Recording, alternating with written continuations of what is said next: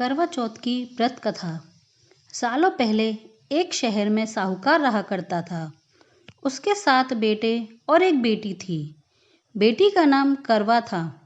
साहूकार ने अपने बच्चों का पालन पोषण काफ़ी अच्छे तरीके से किया था। सभी भाई बहन अपनी इकलौती बहन को बहुत मानते थे, उस पर अपनी जान छिड़कते थे। उन्होंने उसकी शादी एक अमीर साहूकार के साथ एकदम सही तरीके से कर दी। एक दिन करवा ससुराल से अपने मायके आई। सभी भाइयों ने उसका जोरदार स्वागत किया। उन्होंने पहले अपनी बहन को खाना खिलाया और फिर खुद खाया। इसके बाद सभी एक साथ बैठकर बचपन की तरह यादें साझा करने लगे। इसी तरह कुछ दिन बीतते चले गए। एक दिन शाम को जब करवा के 7 भाई अपने काम से लौटे तो उन्होंने देखा कि उनकी बहन काफ़ी उदास होकर बैठी थी। अपनी बहन करवा को उदास देखकर सभी भाई चिंतित हो गए।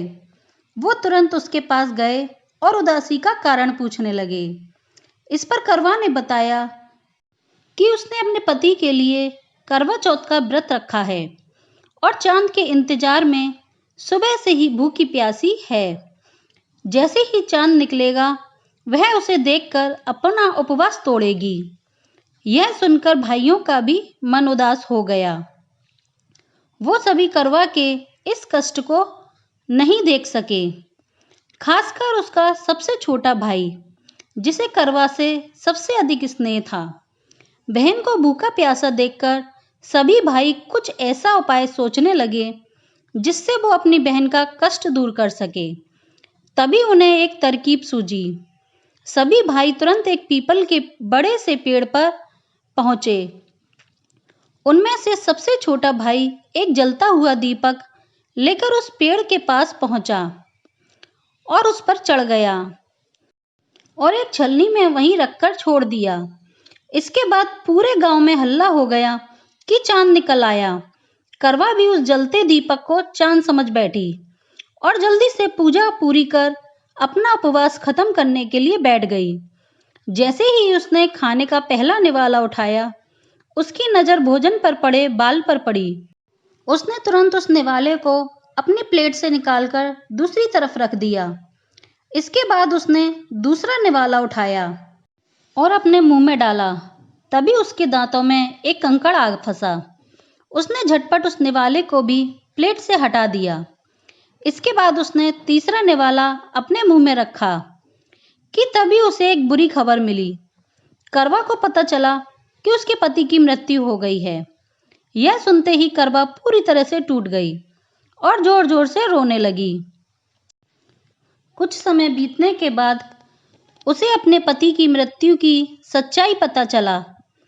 उसे जानकारी मिली कि उसके भाइयों के कारण उसने दीपक को चांद समझ लिया था और अपना उपवास खत्म किया था। इस वजह से देवता नाराज हो गए और उसके पति को मृत्युदंड की सजा सुनाई। सच्चाई का पता चलने के बाद करवा ने अपने पति का अंतिम संस्कार नहीं किया। देखते ही देखते 1 साल बीत गए। करवा अपने पति के मृत शरीर को लेकर बैठी रही। वह रोजाना अपने पति के शव को साफ करती और वहां उगने वाली घासों को हटाती। 1 साल के बाद फिर से करवा चौथ का पर्व आया। हमेशा की तरह सभी महिलाएं इस व्रत को करने के लिए एक साथ जुटीं। इसमें सभी 7 भाभी भी थीं। शाम के समय पूजा समाप्त करने के बाद जब करवा सभी भाभियों के पास पहुंची तो उन्होंने करवा को आशीर्वाद मांगने को कहा। इस पर करवा ने सभी से एक एक करके अपने पति को जीवित करने का वरदान मांगा। करवा की यह मांग उसकी भाभी पूरी नहीं कर सकती थी। उन्होंने करवा को समझाया भी, लेकिन वह फिर भी नहीं मानी।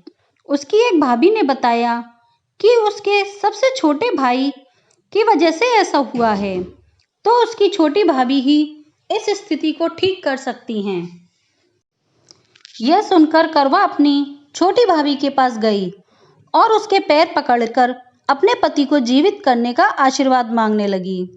पहले तो उसकी छोटी भाभी ने बहुत टाला, लेकिन अंत में उसकी छोटी भाभी ने अपनी तर्जनी उंगली को काटकर उसमें से अमृत की एक बूंद करवा के मृत पति के ऊपर डाल दी।